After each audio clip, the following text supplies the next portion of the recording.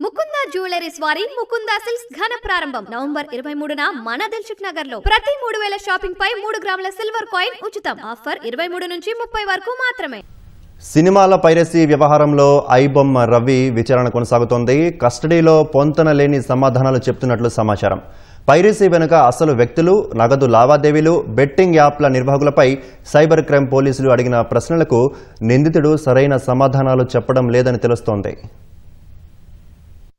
ఐబొమ్మ రవిని కస్టడీలో భాగంగా సైబర్ క్రైమ్ పోలీసులు 3 రోజు విచారించారు. ఐబొమ్మ, బప్పం వెబ్సైట్ల సర్వర్లు, నగదు లావాదేవీలు, బ్యాంకు ఖాతాల గురించి విచారిస్తే తనకు గుర్తు వచ్చాక చెబుతానని తప్పించుకునే ప్రయత్నం చేసినట్లు సమాచారం. కేసు తీవ్రతను దృష్టిలో పెట్టుకుని నిందితుడి నుంచి వివరాలు సేకరిస్తున్నారు. రవి నివాసంలో స్వాధీనం చేసుకున్న హార్డ్ డిస్కులు, కంప్యూటర్లు, బ్యాంకు ఖాతాల వివరాలను అతని ఎదురుగా ఉంచి ప్రశ్నించినట్టు సమాచారం. 3 రోజులుగా సరైన జవాబులివ్వకుండా పోలీసులను నిందితుడు రవి అయోమయానికి గురి చేసేందుకు ప్రయత్నం చేశాడు. తాను తప్పు చేయలేదని వాదించే ప్రయత్నం చేసినట్టు తెలుస్తోంది. 2019లో ఐబొమ్మ వేదికను సినిమాల సమీక్షల కోసం అందుబాటులోకి తెచ్చారని చెప్పినట్టు సమాచారం.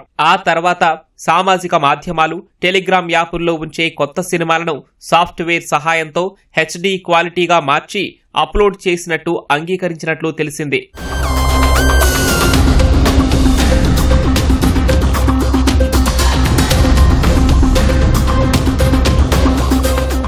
డబ్బే లోకం, విలాసమే జీవితంగా గడపాలని ఐబొమ్మ రవి భావించాడని పోలీసులు గుర్తించారు. బంధుత్వాలతో సమయం వృధా అంటూ ఎవరితో తనకు సంబంధాలు లేవంటూ బదులివ్వడంతో పోలీసులు ఆశ్చర్యపోయినట్లు సమాచారం. రవి ప్రవర్తనతో విసిగిపోయి విడిపోయినట్లు అమెరికాలో ఉన్న అతని భార్య పోలీసులు ఫోన్ చేసిన సమయంలో చెప్పినట్టు తెలిసింది. విశాఖపట్నంలో ఒంటరిగా ఉంటున్న తండ్రితో కూడా సరైన సంబంధాలు లేవని, హైదరాబాద్ వచ్చినప్పుడు ఫోన్ చేసి పలకరించేవాడని పోలీసులు గుర్తించారు. బెట్టింగ్ యాప్ల నిర్వాహకుల నుంచి వచ్చే సొమ్ములో భారీగా కమిషన్ ఇచ్చి ఏజెంట్లను తయారు చేసుకున్నారు.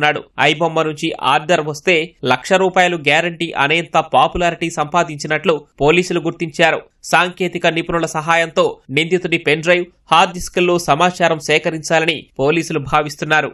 ఎథికల్ హ్యాకర్ల సహాయంతో నిందితుడి సర్వర్ ఐపీలను పోలీసులు గుర్తించినట్టు సమాచారం. నెదర్లాండ్, ఫ్రాన్స్, స్విట్జర్లాండ్లో సర్వర్లు ఉపయోగించుకుని వెబ్సైట్లో సినిమాలు అప్లోడ్ చేస్తున్నట్లు పోలీసులు నిర్ధారణకు వచ్చారు. ప్రతి 20 రోజులకు ఒక దేశం వెళ్తాడని, USBT ద్వారా వచ్చే డబ్బును విలాసాలకే ఖర్చు చేసేవాడని గుర్తించారు. అతని 35 బ్యాంకు ఖాతాలను పోలీసులు పరిశీలిస్తున్నారు. వాటి వివరాల కోసం ఆయా బ్యాంకులకు సమాచారం పంపించారు. నిందితుడు సోదరి, స్నేహితుడు రవి బ్యాంకు ఖాతాల్లో పలుమార్లు నగదు జమ చేసినట్టు పోలీసులు గుర్తించారు. ఐబొమ్మ రవికి మరో 2 రోజుల్లో కస్టడీ పూర్తి కానుండటంతో అతన్ని మరింత లోతుగా విచారించి మరిన్ని వివరాలు రాబట్టాలని పోలీసులు భావిస్తున్నారు.